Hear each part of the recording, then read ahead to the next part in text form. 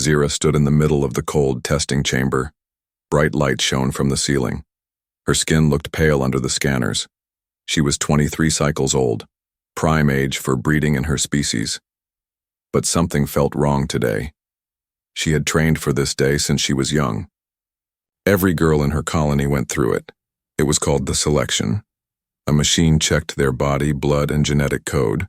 If the test said you were perfect, you were placed on the breeding registry. It meant status, power, a future. But if you failed, you were nothing. Zira's mother stood behind the thick glass wall, her face tense. She was once a proud breeder herself. She had pushed Zira all her life. Walk straighter, eat less, make your waist small. Keep your hips narrow, she'd say. But Zira's hips had always been wide, too wide for their standards. A mechanical voice echoed through the chamber. Scanning complete. Genetic evaluation, 89% compatible. Physical proportions, 73% standard. Pelvic structure, abnormal, disqualified. Silence. Zira blinked. She didn't understand. Disqualified?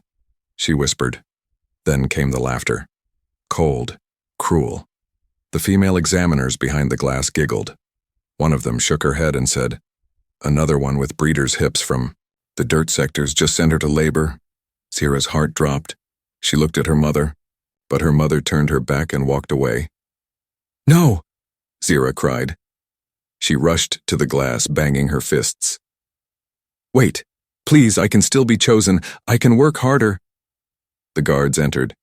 Tall, strong, emotionless. They grabbed her arms. She fought, but it was no use. They dragged her down a dark hallway. Her white testing robe fell, torn at the shoulder. She was no longer pure in their eyes. She was now labeled useless. Zira was thrown into a cold room. It smelled of old metal and tears. Other girls were there too. Some younger, some older. All had failed. One girl with burns on her arms whispered, "They send us to the mining moons, or to the water farms. Some don't come back." Zira didn't. "Speak." She sat in a corner, shaking. Her mind repeated the words over and over.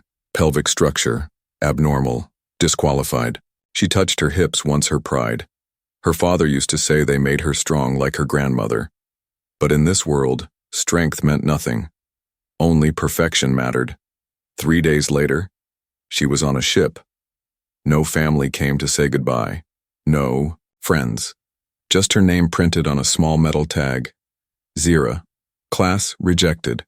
Purpose, labor. The mining moon was worse than she imagined. Dust in every breath, food with no taste, nights with no blankets. She was given heavy tools. Her hands, once soft and careful, were now rough and bleeding. The guards yelled when she slowed down. The older workers didn't speak much. Most had dead eyes. No hope. But Zira wasn't dead yet. At night, she would stare at the stars. Somewhere out there, she believed, someone might see her differently. Someone might not care about her hips or her blood score. Someone might see her as a person, but in this place, hope was dangerous. One evening, while digging near the edge of a collapsed mine, Zira overheard something strange. Voices. Different from the usual harsh tone of her people. "Send the humans. In here. They're tougher. Let them do the risk zones," said one alien guard. "New workers from Earth arrived today," another replied. "Strange creatures. Ugly, but they work hard. Humans." Zira had heard stories. Wild, undisciplined, and different. Some said they smelled strange. Some said they were kind. No one agreed. But she wanted to see one. Just once. Just to believe the stories might be true. The next day, Zira saw them. A group of human men and women walked into the yard. Some tall, some short. Dirty, tired, but alive. Their eyes didn't look empty like the others. They looked curious. A few even smiled. That's when she saw him.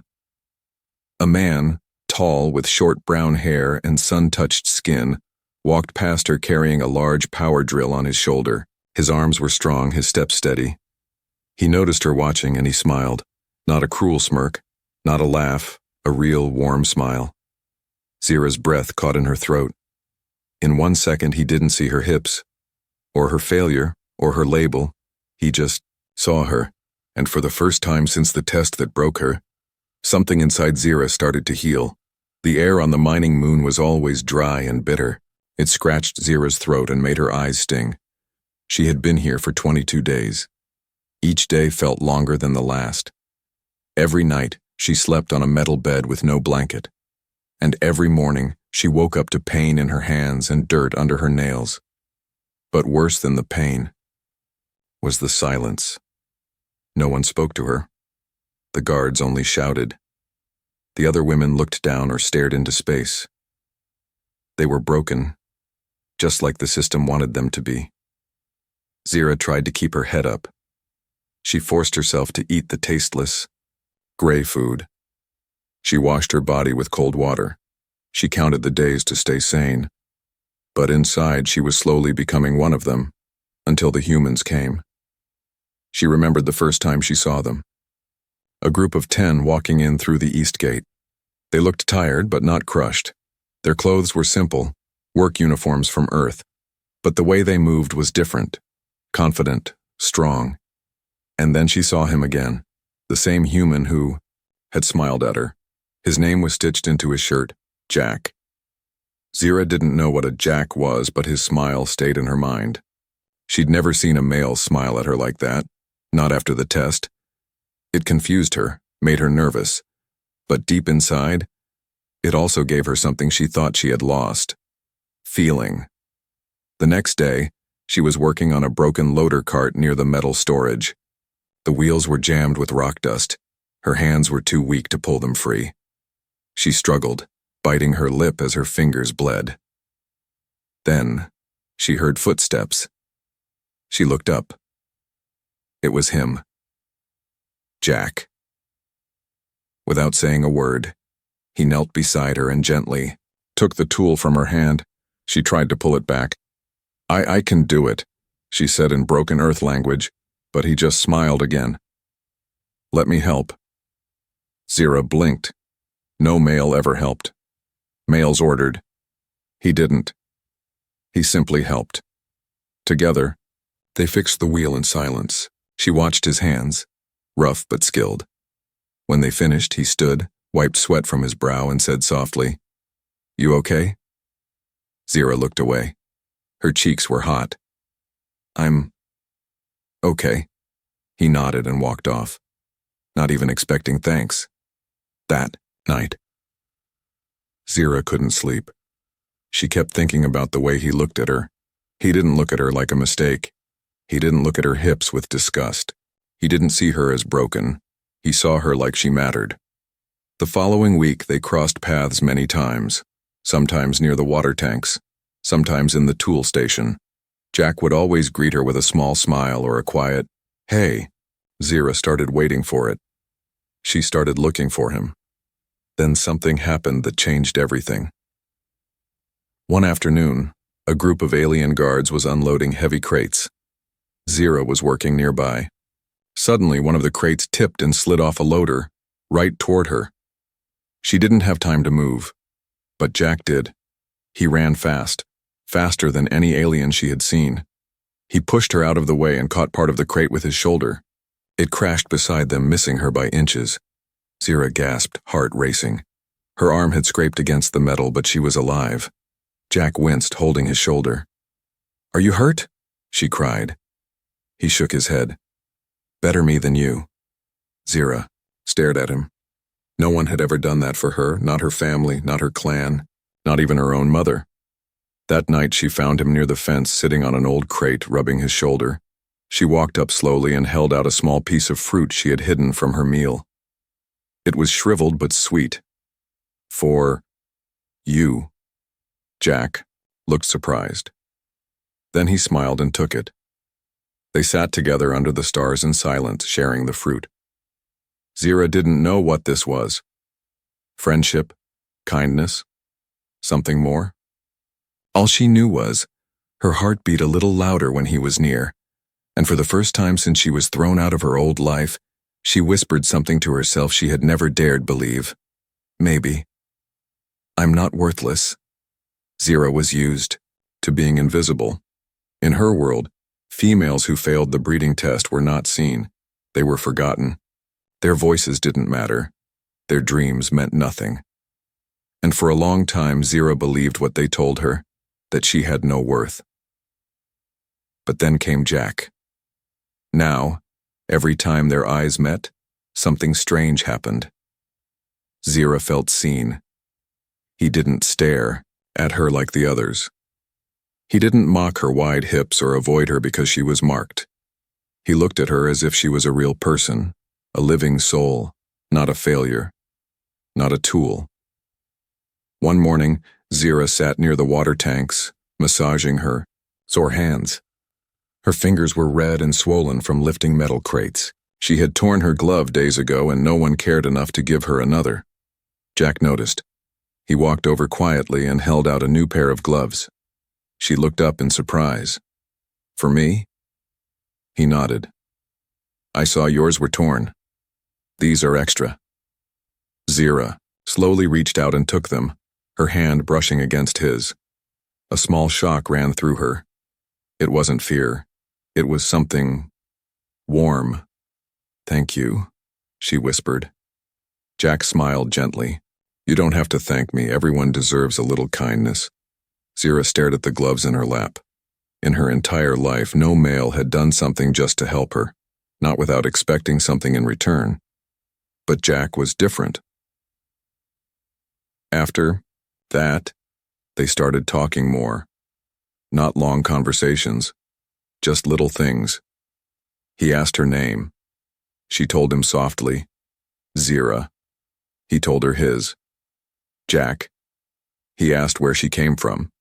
She said, a city far from here. They called it Golden Nest, but not golden for me. He chuckled. Earth isn't golden either, but we make the best of it.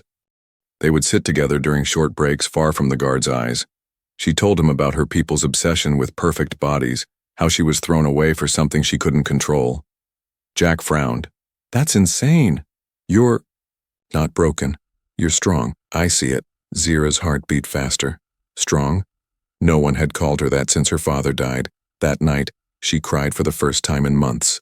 But they were not tears of pain. They were tears of relief because someone finally saw her, not as a mistake, not as a rejected body, but as Zira. The next day, things changed. Zira was called to the overseer's office. She was told a decision had been made. She was to be transferred to a harsher mine on a toxic moon. No reason was given, just a new assignment and a deadline. She returned to her bunk in silence. Her hands shook. Why? She had done everything right. Worked hard, stayed quiet. Why was she being moved? She found Jack near the solar panels, fixing a broken cable. He looked up when he saw her face. What happened? I'm being transferred, she said quietly. To the poison moon. No return. His jaw tightened. Why? I don't know, she whispered. Maybe. They saw me talking to you. Jack stood in silence. Then he did something unexpected. He walked over and gently placed his hand on her shoulder. I won't let them do this, he said. Zira's eyes widened. But what can you do? You're just human. They'll punish you too. I don't care, he said. You don't deserve this. You deserve better. Zira stepped back, overwhelmed. She didn't understand why he cared so much, but her heart wanted to believe it. Later that night, she found a small piece of paper under her food tray. It was written in messy, alien letters. Meet me behind the storage crates. Midnight. Trust me. Jack. She held the note to her chest, for the first time in her life, someone wasn't running from her. Someone was running toward her, and he didn't just look at her hips, or her record, or her failure. He looked at her like a person, and she had never known how powerful that could feel. The night was quiet. Too quiet. Zira waited behind the metal storage crates, heart racing. The moon above the mining colony was red and low, casting long shadows across the dusty ground. Her hands trembled as she clutched the folded note Jack had given her. Midnight. Trust me. No one had ever asked her to trust them before. Not since the test. Not since her name was erased from the breeding registry and thrown into the labor zone. But Jack, he wasn't like the others. She heard soft footsteps approaching. She turned quickly, but it was him. Jack, moving silently between the crates, carrying a small bag. He wore no guard uniform, just plain work clothes, and a calm face. You came, he said softly. Zira nodded. I didn't know if I should. I'm glad you did. He opened the bag and pulled out something she hadn't seen in a long time. Clean bandages, a small cloth, and a bottle of earth-made salve. Sit, he said gently. Zira hesitated, but lowered herself onto a crate. Jack took her hands. Slowly, carefully. She tensed. His fingers were warm. She expected to flinch, to pull away like she always did when someone tried to touch her. But Jack didn't grab. He didn't squeeze. He held her hand like it was something precious, not damaged. Her heart skipped. He wrapped the bandages around her bleeding palms, then looked up. You've been hurting for days, Zira whispered. I didn't want to seem weak. Jack gave a small smile. Caring for yourself isn't weakness. You're not a machine. Zira looked down at her lap. My people, they told me I was only valuable if I could breed, if my body was useful. Once they said I wasn't, I became nothing. Jack paused. That's not true. It is, she said, voice shaking. Even my mother walked away. He didn't speak. He placed the last bandage gently over her knuckles, and then he touched her cheek. Zira froze. His thumb brushed across her skin, dirt and all, as if she were clean, as if she were still worthy of being touched softly. She didn't understand this feeling. No pain, no fear, just warmth.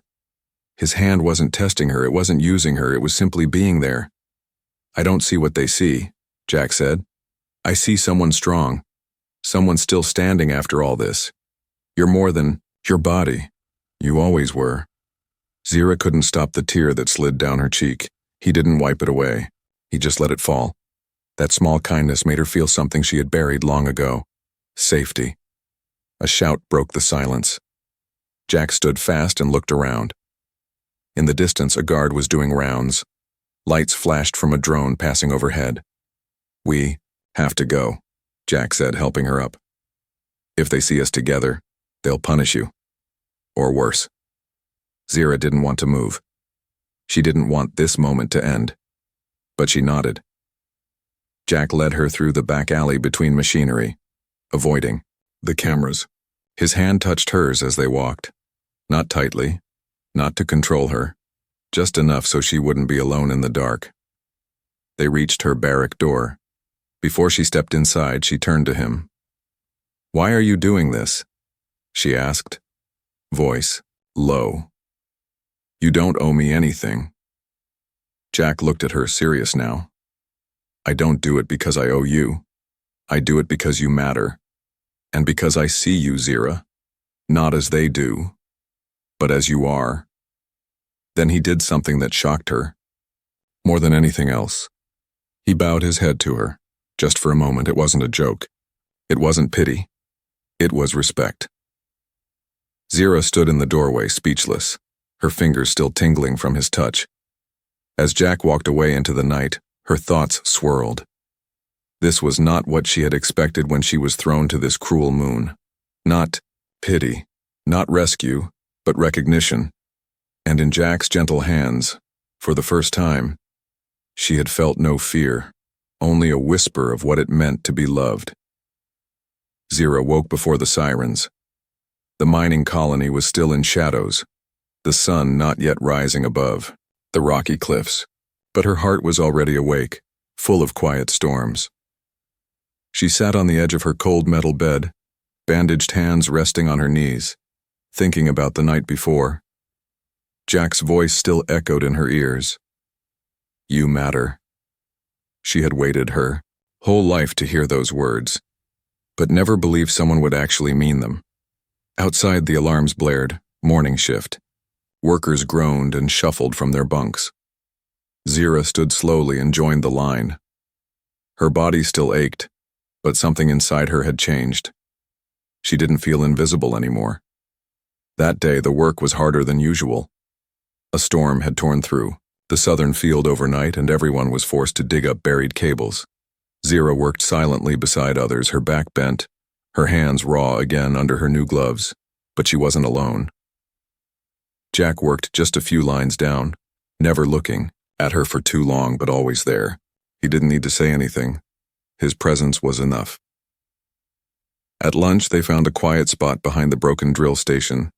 Jack sat beside her and pulled out a small wrapped bundle. "Trade?" he offered. Zira looked at her cold paste ration, then at his a fresh earth-made bar, sweet and soft. "You're giving me that?" she asked. He shrugged. "I figure you've earned something better." Zira smiled, an honest small smile that warmed her face. She took the bar and broke it in half, handing it back. "Then we share." Jack laughed gently and nodded. "Fair. Deal." They ate in silence for a while. Then Zira whispered, "Why don't you treat me like the others do?" Jack looked up. "What do you mean? You don't laugh at me, you don't ignore me, you don't fear me." Her voice cracked. "Is it because I'm not human?" Jack paused. "No," he said. "It's because you're you, and I was raised to treat people right, no matter what planet they're from." Zira blinked. "Even broken ones?" "You're not broken," he said firmly. "You've just been lied to." She turned away, blinking fast. All her life, the voices told her she was wrong. Wrong shape, wrong bones, wrong future. But Jack's voice was soft, and it cut through the noise like light through dust. Later that evening, Zira was sent to lift crates near the incinerator zones.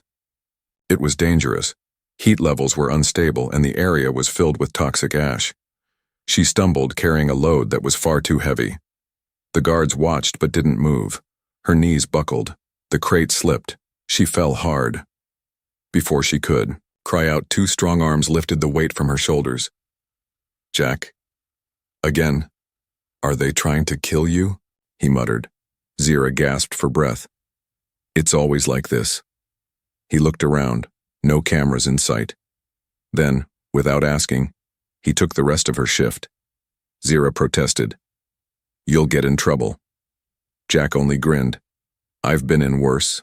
She sat nearby, watching him finish the work.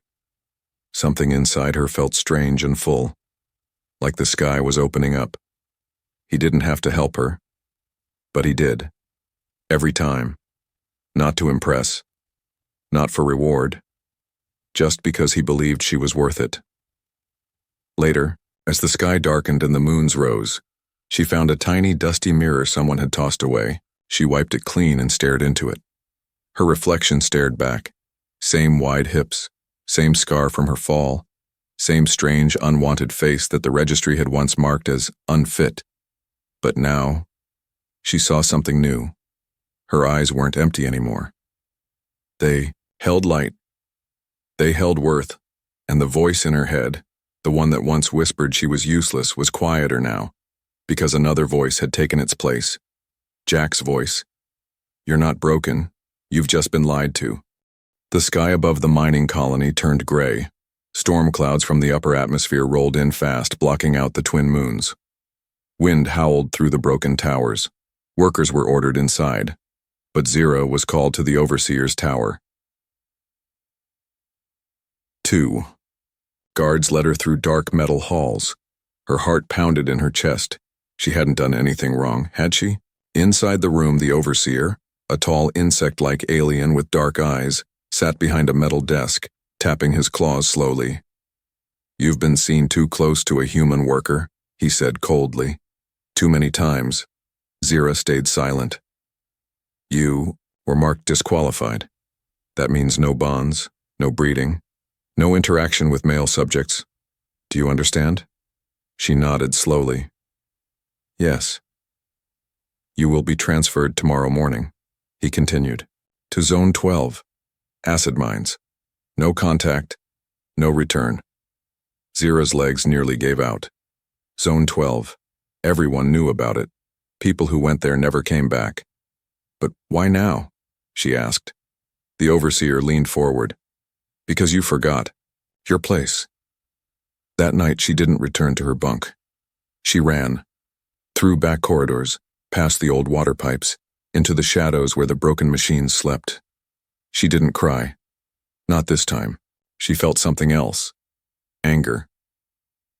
For the first time in her life, Zira wasn't sad about being rejected, she was furious. She had done her job, worked harder than anyone, stayed silent, suffered. And now they were sending her away again. For what? Because one person treated her like she mattered? She clenched her fists. That wasn't a crime. Suddenly she heard a voice behind her. Zira? She turned. Jack. His face was pale with worry. His shirt was soaked from the storm. Where have you been? I've been looking everywhere. She stepped into the light. They're sending me to the acid mines tomorrow. Jack's jaw tightened. Because of me? No, she said. Because I smiled. Because I hoped. Because I stopped being invisible. He walked closer. Then we can run. What? There's a cargo transport leaving for Earth in 2 days, he said. I've been fixing the navigation systems. I can sneak one person aboard. Zira blinked. You want me to escape? With you? Jack nodded. Yes. But I'm no one. He stepped forward. You're not no one. You're everything. They said you couldn't be. Brave, kind, strong. Zira looked down. But if they catch you, they'll punish you. He reached out, gently cupping her face. Then it's a risk I'll take. She felt his warmth again. That calm presence. The one that made her heart stop trembling. But this time she didn't freeze. This time, she leaned into it. For the first time in her life, she touched someone without fear. Her arms wrapped around him. Not because she was weak, but because she had made a choice. She didn't want to be silent anymore. She didn't want to belong to a system that called her defective. She wanted to belong to something real, to someone who saw her, someone like Jack. I'll come, she whispered. He held her tighter. They stood together in the dark, storm above them, danger ahead. But it didn't matter anymore, because this wasn't about running. It was about choosing, and for the first time, Zira had chosen herself. The cargo ship hummed like a sleeping beast in the hangar. Hidden behind a wall of empty crates, Zira crouched next to Jack, her heart beating so loud, she feared it might give them away. The escape plan was simple, but dangerous. If they were caught, she would be executed, and Jack would be sent to the deep core prisons on a toxic moon. Still, she didn't shake. Not this time. She had already made her choice. Jack reached over and gently placed a worn-out jacket over her shoulders. It's cold inside the ship, he whispered. Zira looked at the jacket, then at him. Why do you always care about things no one else notices? He smiled softly. Because the small things are what make someone human. Zira didn't know what it truly meant to be human. But if Jack was the example, she wanted to learn. The ship doors opened with a hiss.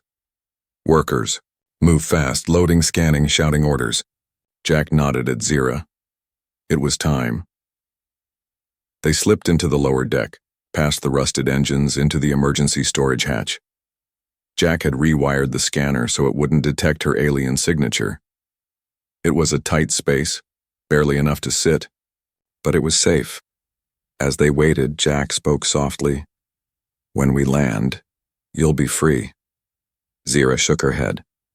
I've never been free. I don't even know what that means. He turned toward her. It means no more tests, no more labels. Just you, Zira, as you are. Her eyes filled with tears, but she didn't look away. And you still want me like this? Even though my people said I was wrong? Jack reached out and held her hands.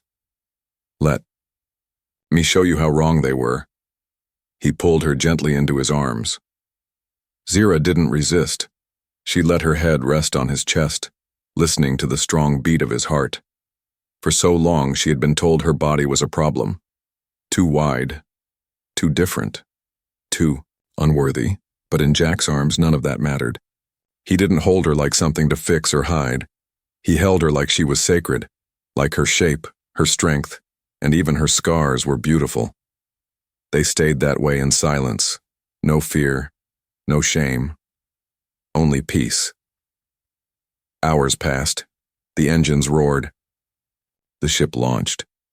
As they lifted away from the cruel mining moon, Zira felt something inside her rise too, not just her body, but her spirit. It was no longer crushed under the weight of rejection. She was becoming whole again. When the ship entered hypersleep mode, Jack gave her a small blanket and helped her lie down beside him. Before her eyes closed, she whispered, "No one ever touched me without pain." He brushed her hair back gently. "Then let this be the first of many touches filled with care." Zira smiled as sleep took her, and for the first time since the test that broke her, she dreamed of a life where she wasn't a mistake, where she was not to anything, where she was just enough. And in that dream, Jack was still holding her.